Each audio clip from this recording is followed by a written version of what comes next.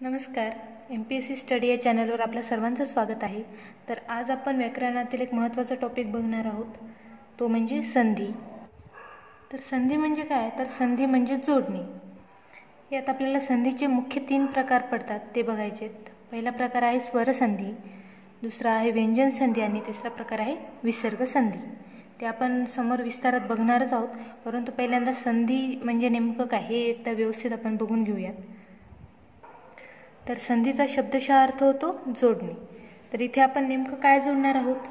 तर इथे आपण संधी करणार आहोत, म्हणजे 2 शब्द जोडणार आहोत. त्यामध्ये संधी नेमकी कशी होते? तर इथे आपण बघू शकतो, ही समोर व्याख्या आहे.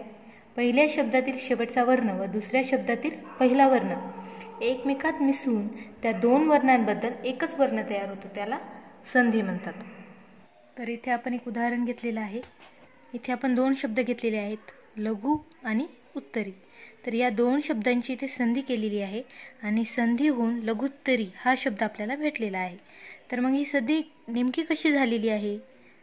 तर आपण बघू शकतो की व्याख्येनुसार काय सांगितलेलं आहे, पहिल्या शब्दातील शेवटचा वर्ण आणि दुसऱ्या शब्दातील पहिला वर्ण यांची संधी होते.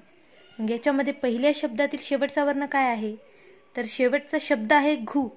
म्हणजे घुचा आपण वर्णरचना कशी करणार? आपण घ आणि उ हा वर्ण, घ हे व्यंजन आणि उ हा वर्ण, उ हे स्वर.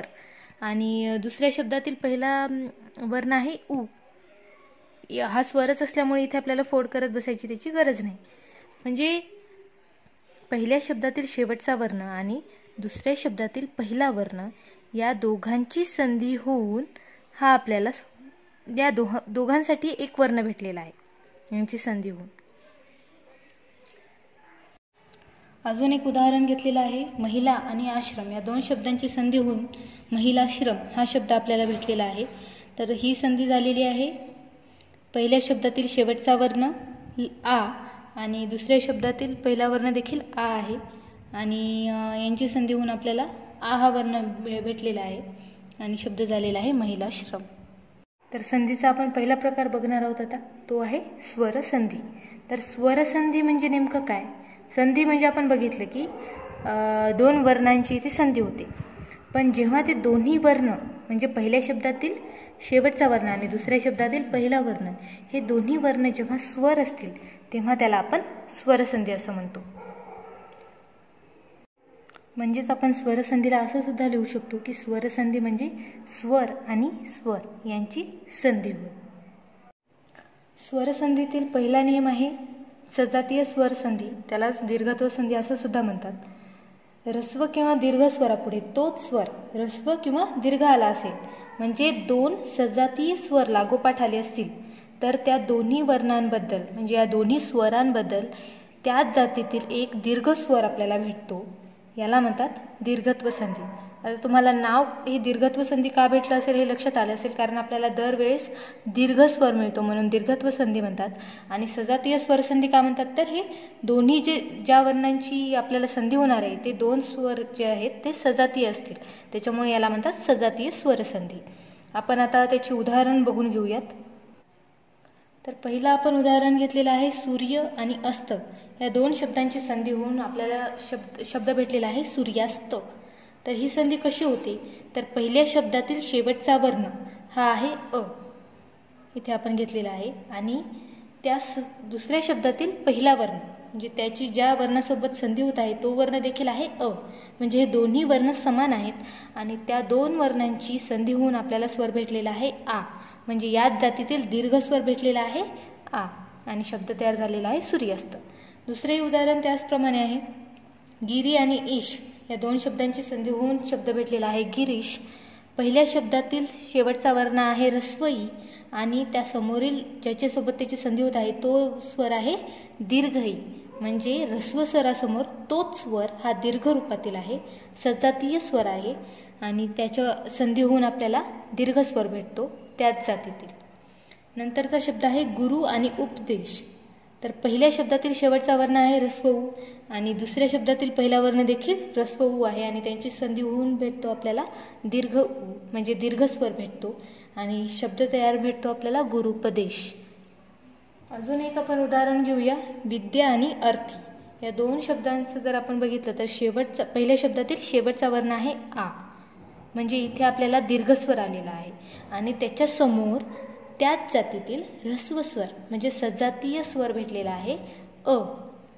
आ आणि अ यांची संधी होऊन आपल्याला भेटतो दीर्घ स्वर म्हणजे आ आणि शब्द भेटतो विद्यार्थी. सजातीय स्वर संधी आपण पुढील प्रमाणे लक्षात ठेवू शकतो. समजा आपण इथं ईचं उदाहरण घेऊया. ऱ्हस्व ईची संधी जर ऱ्हस्व ई सोबत झाली तरीही आपल्याला भेटेल दीर्घ ई. ऱ्हस्व ईची संधी जर दीर्घ ई सोबत झाली तरीही मिळेल दीर्घ ई. आणि दोन्ही दीर्घ ईंची जर संधी झाली तरीही भेटेल दीर्घ ई. याचप्रमाणे अ आ आणि आ सोबत, तसेच ऱ्हस्व ऊ आणि दीर्घ ऊ यांच्यासोबतही असंच आपल्याला दीर्घ स्वरच भेटेल. तुम्ही अशा प्रकारे लक्षात ठेवलं तर हे अजून पक्क लक्षात राहील. आता आपल्याला समोरचा नियम बघायचा आहे, तो आहे गुणादेश. गुणादेश संधीमध्ये अ किंवा आ समोर ऱ्हस्व ई किंवा दीर्घ ई आले तर ए तयार होतो.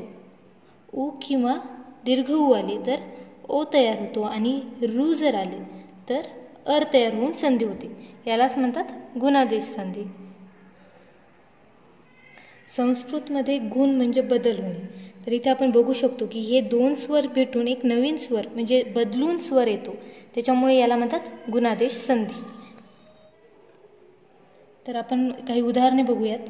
पहिलं उदाहरण आहे उमा आणि ईश. पहिला वर्ण आहे आ आणि त्याच्या समोर वर्ण आलेला आहे दीर्घ ई, म्हणजे व्याख्येनुसार आपल्याला वर्ण भेटेल ए, म्हणजे शब्द तयार झालेला आहे उमेश. दुसरं आपण उदाहरण घेतलेलं आहे महा आणि उत्सव.